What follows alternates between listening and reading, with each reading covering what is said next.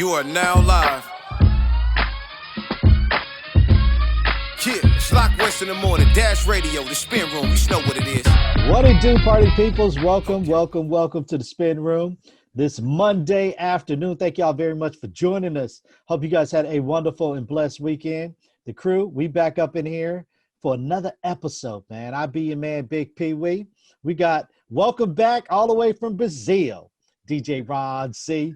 J. Tasha Miss Everything, K. Stephanie, and my ride or die, my right hand, Big Liz. What up, y'all? What up? Ron, can you speak some Portuguese? Nah, man, they was trying. I was, hey, no habla español. They were trying. He's speaking Spanish in Brazil. So all y'all confused out there. Right. You know? Yeah, I was like, yo, man, hey, no comprende. They were saying the same thing. Yeah.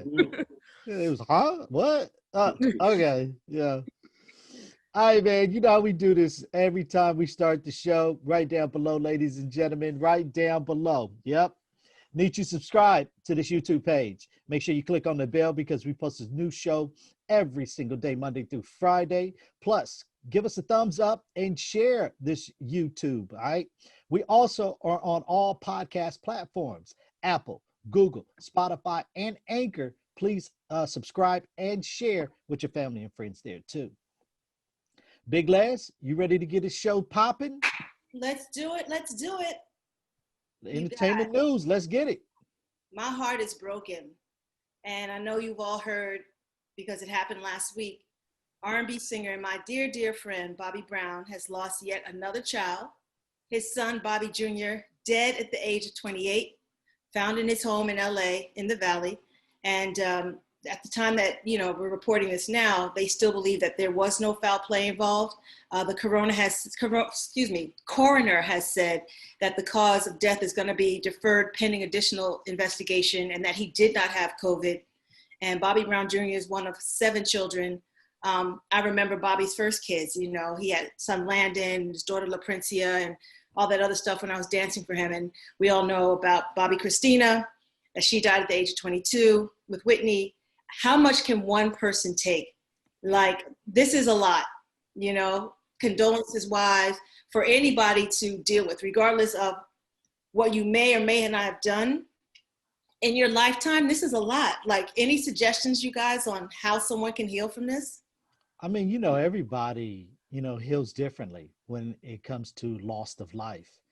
But not saying that one is different from the other, but losing a child, that's on a whole nother level, man. You losing your mom, your dad, you losing a loved one, but your child, like the person you brought into this world, and they leave before you. I mean, I know a lot of folks, man, is still to this day, they still hurt. They still can't get over the pain of losing a child. So, I mean, there's no advice I can give as long as he's around loved ones that's going to, hold him down and be with him during this time. But, he has to get over it himself. Yeah, I can't imagine, and you don't know the intermakings of their relationship. So whether there's guilt involved or anything like that, I just know even with his drug history, I just hope that, he doesn't go backwards, that he goes forward. I know Alicia, his wife, is right there by his side. So again, our condolences to Bobby Brown's son, Bobby Brown Jr. Some more horrible news. Sorry to be like the Grim Reaper over here, but it is reality. And hey, this is COVID-19. This is 2020, man. This is what we're dealing with right now. I know. I still want to throw some unicorns and rainbows around, but we'll get to it. All right. Unfortunately, Chicago singer Jeremih is still in the hospital. He was hospitalized a few weeks ago. He's 33 years old, intensive care, and relying on a ventilator because he has COVID. You guys out there are not taking it serious. It is not a game. I think each one of us are 1 to 2 degrees of separation between knowing a friend or a family member who's contracted COVID, whether they have the antibodies, whether they're on a ventilator. Other artists and celebrities like Neo and Hitmaker, the producer, Tony Braxton, Big Sean have all posted on their social media asking for prayers for their friend Jeremih. And I mean, I know even you're still in production right now, Jay Tasha. How are things with the protocol in regard to people on set and those people actually adhering and applying the COVID rules now in production?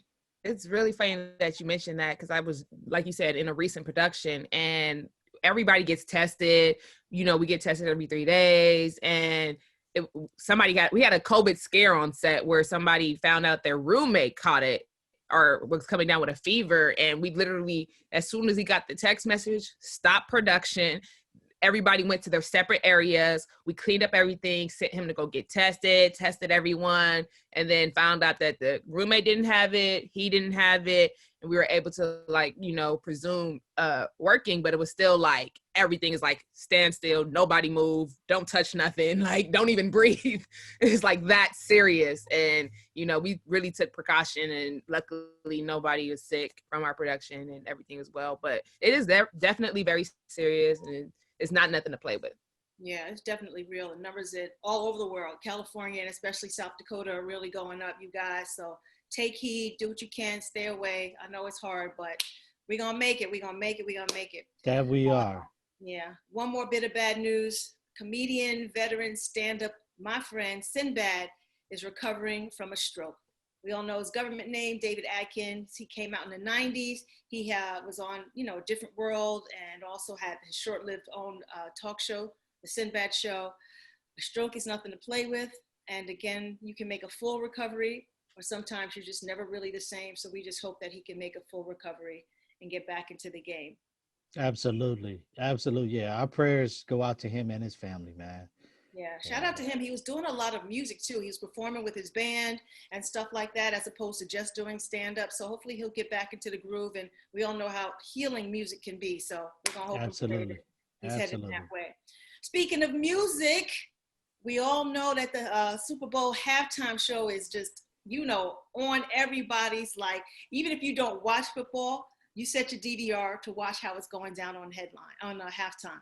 So The Weeknd has been slated to perform at the Raymond James Stadium, and Rock Nation is behind all of this. So it's going to go down Sunday, February 7th, 2021 in Tampa Bay, Florida. And we all know that The Weeknd really has had like an amazing career this whole decade, literally, you know, a global fan base, a multi-award-winning artist, Time Magazine, influential people for 2020. Who's excited to see The Weeknd? Ron, are you? I mean, half and half. Weeknd, you know, he's dope. He's a dope artist, man. But yeah, it's all right. I'm cool. Karen, I see you got excited. I mean, I love his new album, so I'm excited what songs he's gonna perform. So very excited.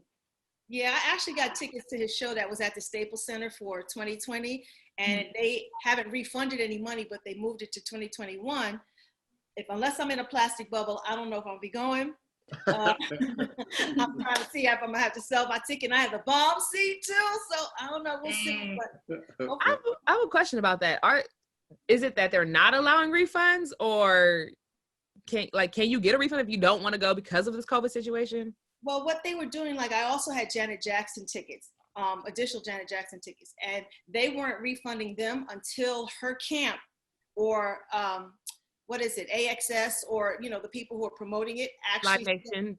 Yeah, Live Nation actually say, we are canceling this show. So until they get notice that it's full cancellation versus rescheduling, they're not giving anybody their money back.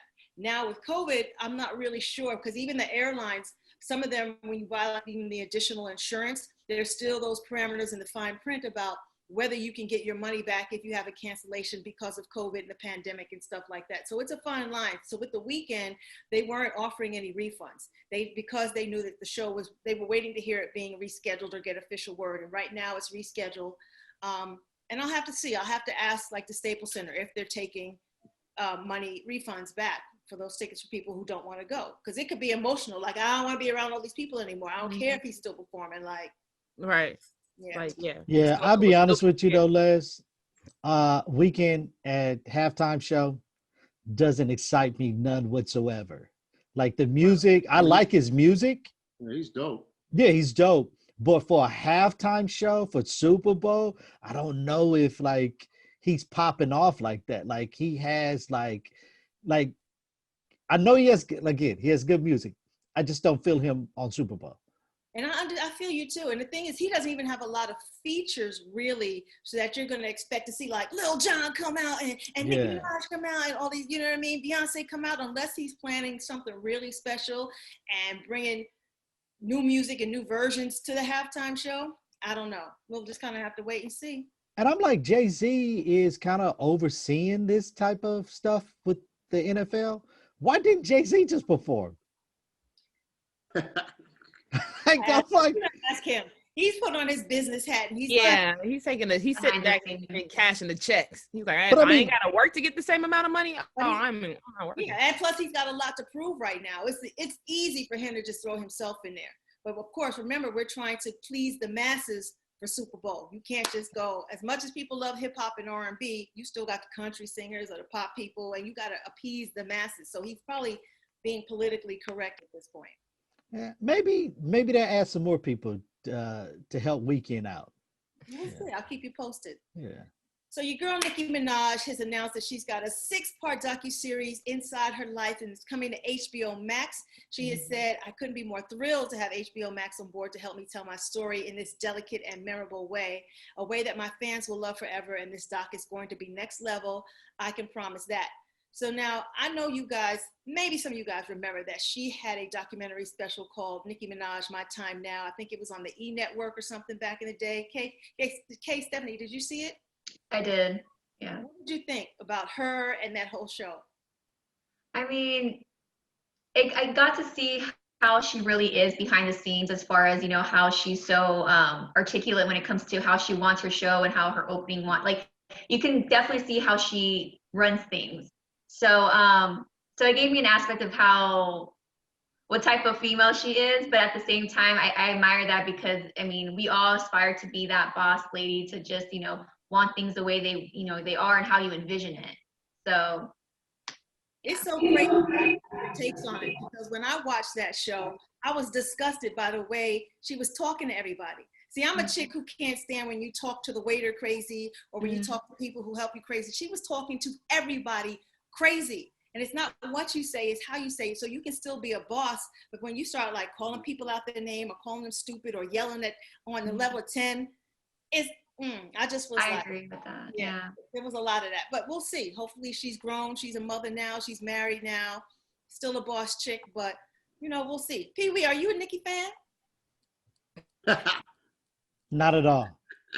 Why? Not at all. Like, I like her flow, but it's kind of like I can only get so much of Nicki before I'm like, you know what? All right, I'm cool. It's enough. Turn it off. Give me something new. That's yeah. You guys know that the BET Soul Train Awards, you know, have been looming in the air, man. Look at Tasha. You working on these shows, Tosh? I'm not working on these shows, but I like soul music, R&B, so I'm just all here for the concerts, the music. I already know it's gonna be, you know, top. And I'm pretty sure I got a couple of friends and some music videos that might be working on that's gonna air on Soul Train. So I'm just excited. Well, I want to talk about our friend to the show. He was one of our guests, DJ Cassidy. We all know him with his Pass the Mic sensation. He is doing not just another version of Pass the Mic, but BET, the network, is bringing a series called Pass the Mic. And this one is going to be between the early 80s, 90s R&B legends. November 29th broadcast, Soul Train Awards right after. I'm so happy, so proud of him. He actually sent me the write-up that was in Variety directly. And I just was like, yo, I'm really excited for you. Wow. And we'll definitely promote and take care of you and, you know, show you all the love in the world. So absolutely. Excited. So you guys make sure you tune in. Pre-show, award show, after show for our guy. It's gonna be hot. Jesse Collins doing that one too. Hey, he getting that bag. I'm not mad at him. Get it. Yeah, Jesse doing that one too. Oh, okay. I don't think nobody else could do a award show. Like, if you ain't got Jesse on your team, like, it's just not probably an award show anymore. It's interesting. I watched. I think it was the People's Choice Awards last week, and I feel like Jesse's hands were not in that. And it was just kind of all over the place. There was no synchronicity. Like, and you know me, as the visual choreographer hat that I wear, looking at it, it just was so not in sync, nothing. I just was like, somebody missed the ball on this one. Yeah. Jesse has, I mean, he keyed in on what it is, and he's delivering. Right. And I'm proud of him, man. You know, it's a beautiful thing. It's a beautiful thing. Well, we all have watched Jeopardy at some point in our lives, even if it's not your regular show. You probably just watched it because you were changing the channel. And we did lose Alex Trebek, who's been the host of that show for a gazillion years, who died of pancreatic cancer. But there has been a petition going around. At least 83,000 plus fans have signed at change.org to have LeVar Burton be considered to replace him as the host of Jeopardy. You know, people love him because of his Reading Rainbow and all the stuff that he's done on PBS, and he's done nothing but educate the kids and adults for years. I think that would be a great choice. Me too. That'd be dope. You nod and P and Ron, what are your thoughts? Yeah? I think that'd be a great idea. I mean, he's been around so long, man, and he's been doing this thing. So, I mean, he deserves it. And I watched Jeopardy a few times, and I loved that show, man. I thought he was a great host. Yeah, Alex did a good job. Alex was dope. And I think this petition, you know, shows a lot of the character of how serious they take the show and putting the right person in place to take the torch that Alex Trebek, had. I absolutely 100% think this is the right person to do it. Yeah, and I hope they're looking at him for his qualifications and not because diversity is a big right. thing. I was about to say that too. Yeah, because he's definitely overqualified. Yes, absolutely. Yeah. So I think Jeopardy will do it. It's just amount of time of when they're going to pull the trigger. Yeah. Well, your boy Kwame has brought his girlfriend back on the scene. Vivian Green has got a new album, released her 7th studio album called Love Absolute, and I love it. It has been in heavy rotation in my car, and I be thinking I'm singing like I am her. Wilding out. I wish I had a voice, man. You don't understand. But that album is so dope. And she says it encompasses things that I absolutely love. It's very vulnerable, personal project, and it differs from her previous albums because the goal was to show a more vulnerable side of herself and make it as authentic and organically as possible. It is so dope. Who else has been a fan of Vivian Green for some time? Anyone? Yeah, Me? most definitely. Hey, so hold on, Les. You said Kwame and Vivian Green been dating? Well, they've been, partners for quite some time. And I think they respectfully address each other in the press of their love and this, that, and the other. They're not married. They haven't put it on blast whether they're dating. They've been business partners. He's been producing her albums for quite some time. So hopefully we can get him on a show and ask and see. If both on a show would be great. Yeah, that's dope. That's dope. Yeah, I had a chance to listen to a couple of her joints. And I'm telling you, Vivian, she got a voice on her, man. Like she got pipes, homie. Pipes. Yeah. And she's been gone for so long that she's lived some life. Like, when Sade goes and comes back and you hear all this hurt and pain and happiness and joy and all kinds of emotions, her, Mary, Vivian, they all giving you the same thing. So I'm glad she's back. Yeah. Okay. So we got actor Wendell Pierce. We all remember him from Waiting to Exhale. He has been signed on to portray blues legend B.B. King in the upcoming biopic. It's going to be called The Thrill Is On. And, I can't wait to see it. There's been a long-standing friendship between the two of them. So we're going to wait to see kind of how it's going to manifest itself. But there's no date yet, but I think it's a good look and it's a good casting match. So who's bringing it? What network is the biopic coming with? They haven't really said. Let's see, signature hit cover, Roy Higgins Classons. Yeah, they haven't really said yet, but it's under works. And the assumption would always be to be like, yeah, Netflix got it, but it could be anything. As long as it's not Lifetime, we don't need no more Lifetime. I was just trying to make sure. We don't need no Lifetimes. We don't need no Wendy Williams produced on Lifetimes. We don't need none of those. No. Yeah, I was just trying to make sure. Absolutely. So author Terry McMillan confirmed that Waiting to Exhale is going to be a TV series. Who's a Waiting to Exhale fan? Anyone? Let's go. I can't wait. I cannot wait. Didn't you put that into one of your One Gotta Goes? I sure did. Yeah. Yeah. It's crazy. She wrote that book back in 1992. The film came out in 1995, starring Whitney Houston, Angela Bassett, Loretta Devine, Layla Rashawn. And right now, it's going to be a TV series. We don't know exactly who the cast is going to be. Produced by Lee Daniels, and a lot of other writers, people who've worked on, like Tembi Locke, who worked on The Fresh Prince of Bel-Air, and Attica Locke, who also did like Little Fires Everywhere. So I'll let you know how it's going to unwind and unravel and who's going to be put into what roles. But is there anybody you particularly want to see playing a particular character? Like Ron, who do you want to see playing Layla Rashawn? Because she was everybody's, you know, sunshine forever for Harlem Nights. So what about what's her name? Is it Tanya Hall? Is that her name? Tanya The Hall. one that Regina Hall? no, not Regina Hall. Oh. What's her name? The shoot, what movie did she play in that I saw her in? I think she's a great actress too, man. Kind of unrated. Shoot. Well, we'll come back. Well, yeah, think about it, Ron. I would like to see Regina King. Playing who? It don't matter. I just want to see Regina King. She can play anybody on there. Just put Regina King in there. You know what I'm saying? You know what? Regina King, Nia Long, I could see in there. Yeah, I can see that too. I would like to see a bunch of new faces, quite honestly. Like maybe one or two classic people, but some new actresses too. Because that's the problem, I think, in Hollywood. Everybody goes to your go-to, and then nobody else. There's so much talent. What, Tosh? I want to say what I don't want to see. I'm not taking no shots at Boomerang, but what I don't want to see is no Instagram people in it. If it's gonna be some actors, make it be some actors who are studying the craft. Do not put no Instagram people, stars. You thinking they no? Don't do that.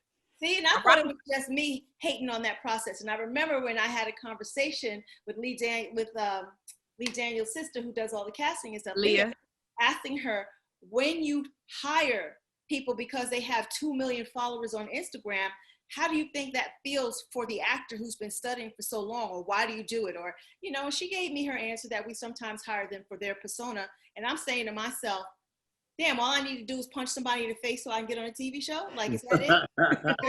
Show a little ass cheek, you know what I'm saying? Like, throw some water in somebody's face and start a fight at a bar. Yeah. But Les, I did want to mention, because you talked about, you know, the remake or the reboot of Wait Until Exhale. I don't know, some movies to me probably shouldn't be touched. And I feel like that is one of those that shouldn't be touched. Like Boomerang, I couldn't watch it on BET because I'm original Eddie Murphy. Like, let me go ahead, and I don't want to mess up my image of Boomerang. And now Wait Until Exhale, I kind of want to just see what they're going with it. But I'm like, you just probably shouldn't touch some of these movies. No, I'm with you on that. Yeah. Don't touch the classics. And Hollywood should be creative enough to come up with something else. Right. So I'm with you. All right, shout out to your boy Jay-Z, because he's launching his own very cannabis line called Monogram.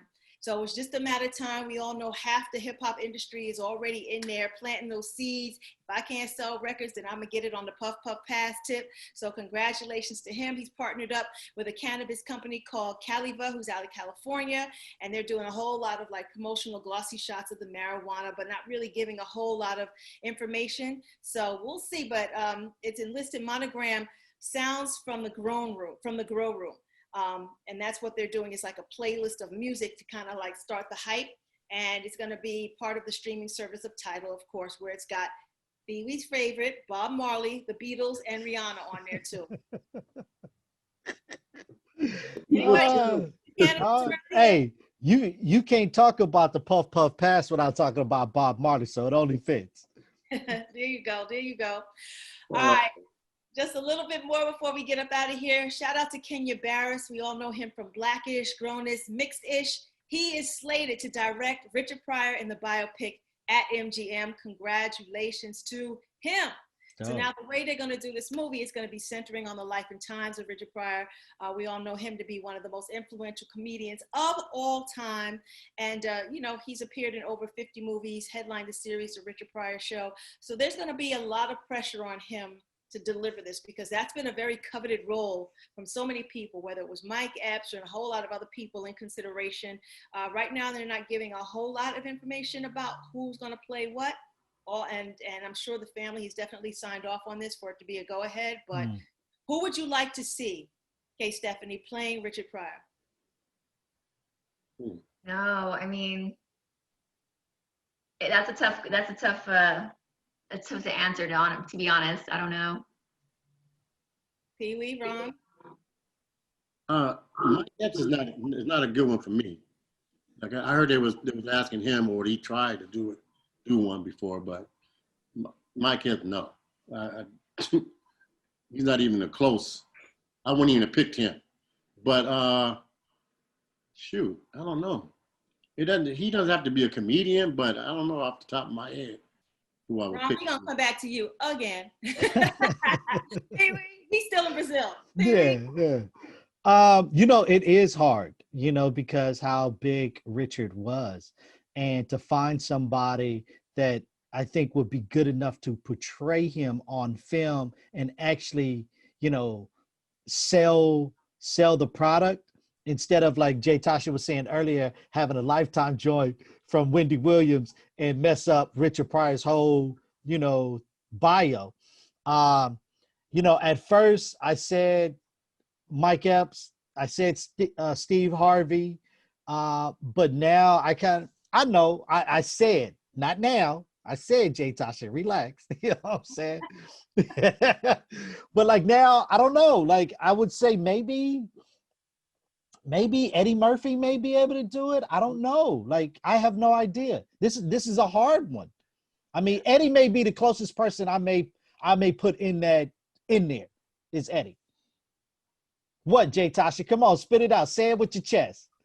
To me, I feel like it shouldn't be nobody else who already has a platform. I feel like it should be somebody who's probably like up and coming or in the comedian round that's kind of new, that looks like him, that can portray him more so than somebody who already has a platform. Because I want to believe that that's more of Richard Pryor than I'm looking at it and see Eddie Murphy. Like I want to believe that. Like J-Lo, before J-Lo was so big, she played Selena, and like I believed it because she it was like, nobody knew who J-Lo was at the time, when she did it. It wasn't that popular and that big. So you trying to get Eddie Murphy or anybody else, Steve Harvey, whoever you said. What about G-Thing? I would like somebody who looks like Richard Pryor. I would like somebody who...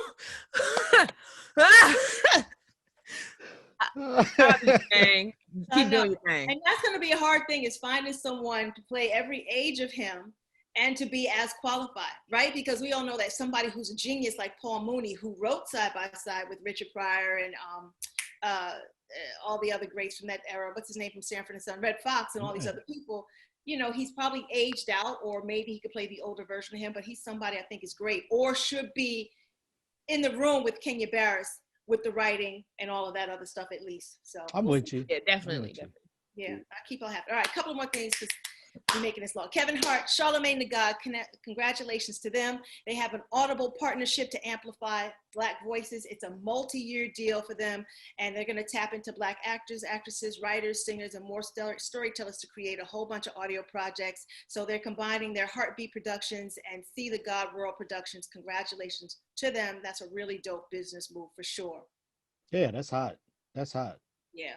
And shout out to Deezus and Mero. I'm a New York chick who loves my Timberland boots. They've got their own limited edition Timberland collab. Of course, that is a childhood dream for them. So shout out to these Bodega Boys for doing their thing. Really, really dope. And also, for those of you who love Pharrell with the Billionaire Boys Club, they had a deal with Timberland too. And those just came out like a week or two ago. So I ordered my pair in green.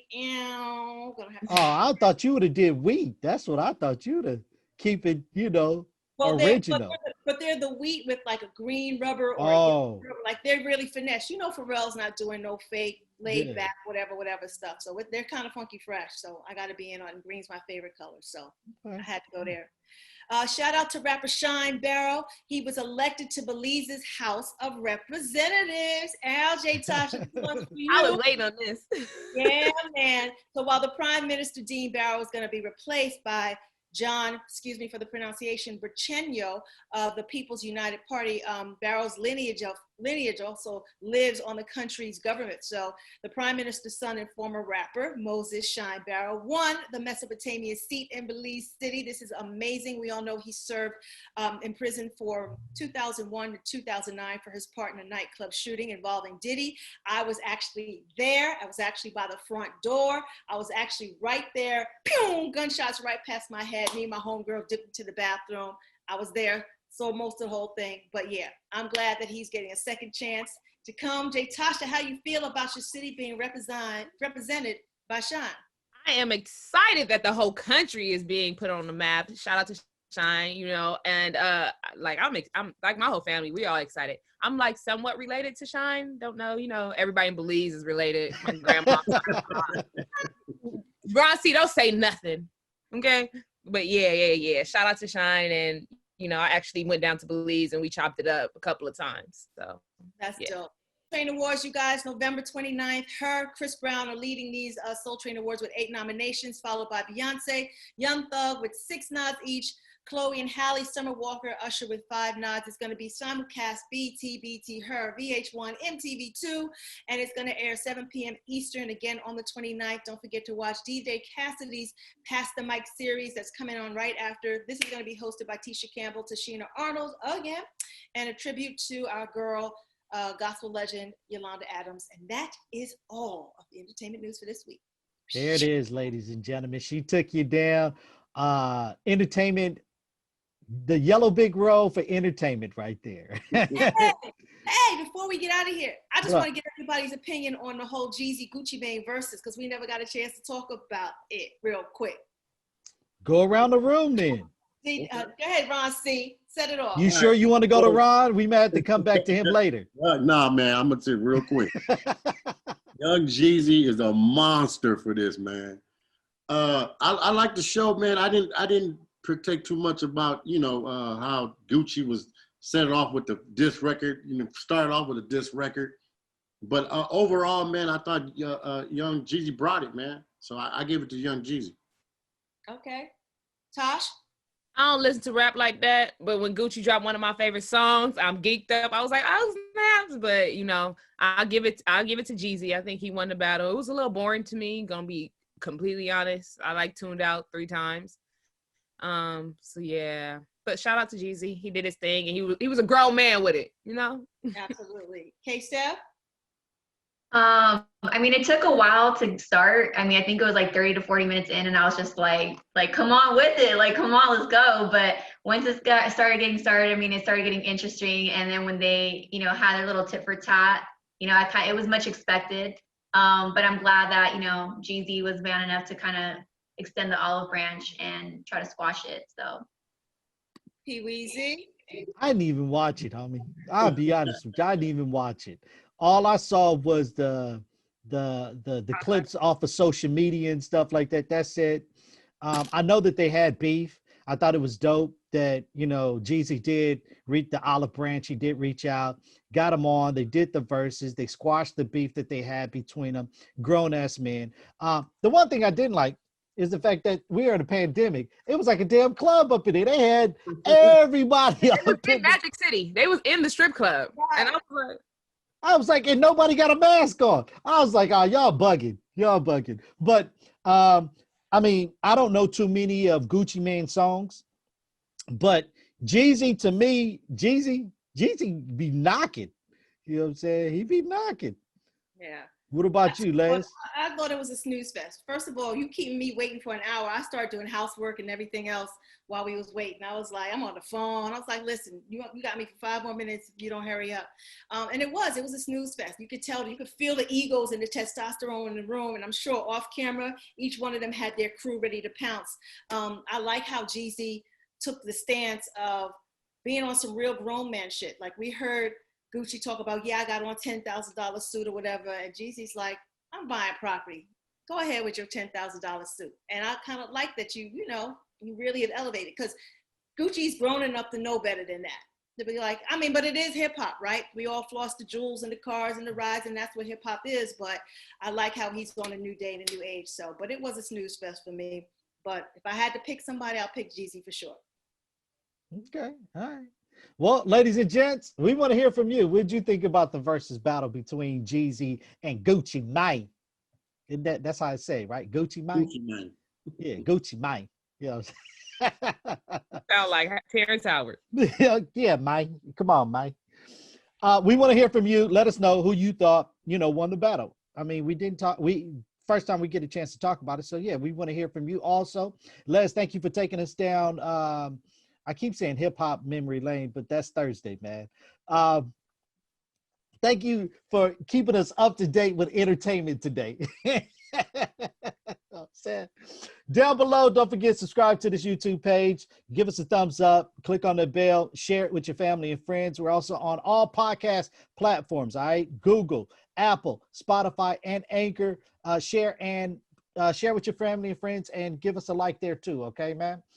Tomorrow, we have One Gotta Go, and then we also have Hurt TV tomorrow. So make sure you guys tune in tomorrow for another episode of The Spin Room. That's Big Les, that's K Stephanie, that's Jay Tasha, that's DJ Ron C, your girlfriend's favorite DJ. We are The Spin Room. Enjoy your Monday. Peace. Yeah, you are now live